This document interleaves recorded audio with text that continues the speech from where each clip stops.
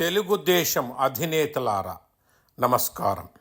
కడప పట్టణంలో మహానాడు ఏ ఉద్దేశంతో జరిపారో పలువురు పలు రకాలుగా ఆలోచించుకుంటున్నారు. అది వారిపై వదిలేద్దాం. సరే, మీరు అనుకున్న ఉద్దేశం పూర్తి అయిపోయింది. కడపలో రంగరంగ వైభవంగా మహానాడు పూర్తయ్యింది. ఈ మహానాడులో ముఖ్యంగా లోకేష్ గారిని ఉన్నత స్థాయికి తీసుకెళ్లాలని మీరు అనుకోవడం అది అక్షరాల నిజమయ్యింది. ఇక ఈ మహానాడులో మీ ఫోటోలు, రామారావు ఫోటోలు, నారా లోకేష్ గారి ఫోటోలు విపరీతంగా కడప అంతా ప్రచారం చేశారు, జరిగింది. సరే, సంతోషం. కానీ నందమూరి వంశీయులు ఎవరూ రాలేదని రకరకాలుగా జనం అనుకుంటున్నారు.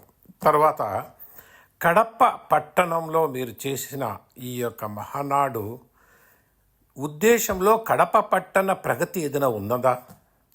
ఉంటే ఏ రకమైన స్టెప్స్ తీసుకుంటున్నారు? జగన్మోహన్ రెడ్డి దిగిపోయిన తర్వాత అనేక సమస్యలు, అనేక ప్రాజెక్టులు ఆగిపోయినాయి. అవి పూర్తి చేస్తారా లేదా? బహిరంగ సభ అయిపోతూనే తర్వాత చూద్దాంలే అని శ్మశాన వైరాగ్యం, ప్రసూతి వైరాగ్యంగా మౌనం వహిస్తారా? ఒక్కసారి ఆలోచించండి. వాళ్ళు కడప వాసులు ఆతిథ్యాన్ని స్వీకరించారు. వచ్చిన ప్రతి ఒక్కరు కూడా గెస్టే. ఆ గెస్టును 3 రోజుల పాటు వారు ఎంతో సహనంగా మీ యొక్క మహానాడు వైభవాన్ని కనులారా విందులా బ్రహ్మాండంగా జరిపారు. ఈ ఆతిథ్యం తర్వాత అనేక సమస్యలు, కడప సమస్యలు నెరవేరుతాయి అనేటువంటి ఆశ కడప పురజనులకు ఉంది, ఉమ్మడి జిల్లా ప్రజలకు కూడా.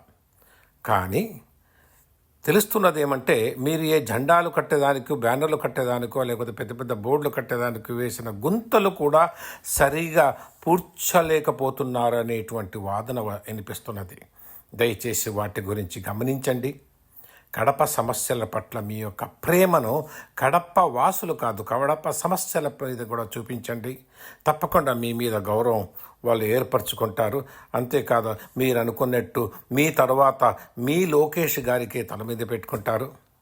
అందుకని మీరు ప్రజల సమస్యలు, ప్రాంత సమస్యలు, కడప సమస్యలు, వాటి గురించి ఆలోచించి పరిష్కరిస్తారని అందరూ కడపవాసులు 1000 కళ్ళతో ఎదురు చూస్తున్నారు. కానీ చిన్న చిన్న గుంతలు కూడా పోయకుండా రోడ్లు కూడా అలాగే వదిలేస్తే ప్రతి ఒక్కరు గమనిస్తున్నారు. ఇది సోషల్ మీడియా. అందుకని మీరు మనసు పెట్టి ఆ సమస్యలను పరిష్కరిస్తారని కడపవాసిగా నేను కూడా కోరుతూ మిమ్మల్ని విన్నవించుకుంటున్నాను. కడప పట్టణ కూడా మీరు అభివృద్ధి చేయండి.